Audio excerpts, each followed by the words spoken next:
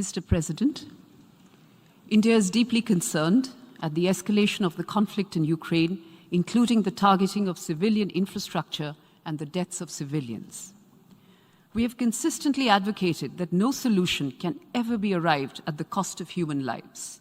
Escalation of hostilities and violence is in no one's interest. We have urged that all efforts be made for an immediate cessation of hostilities and an urgent return to the path of dialogue and diplomacy.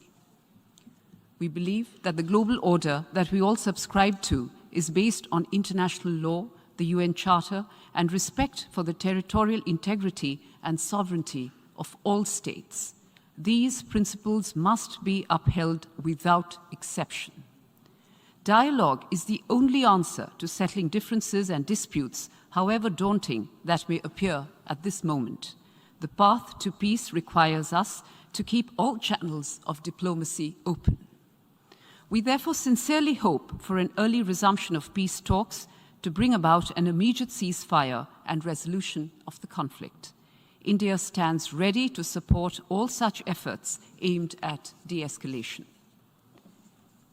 It is also unfortunate that as the trajectory of the Ukrainian conflict unfolds, the entire global South has suffered a substantial collateral damage.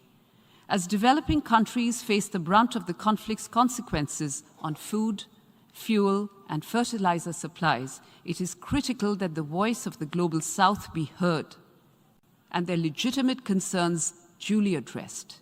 We must therefore not initiate measures that further complicate a struggling global economy. Mr. President, there are other pressing issues at play, some of which have not been adequately addressed in the resolution voted today. Our decision to abstain is consistent with our well-thought-out national position. I would also quote my External Affairs Minister from his address to this very August Assembly last month, and I quote, "India is on the side of peace and will remain firmly there. We are on the side that respects the UN Charter and its founding principles. We are on the side that calls for dialogue and diplomacy as the only way out.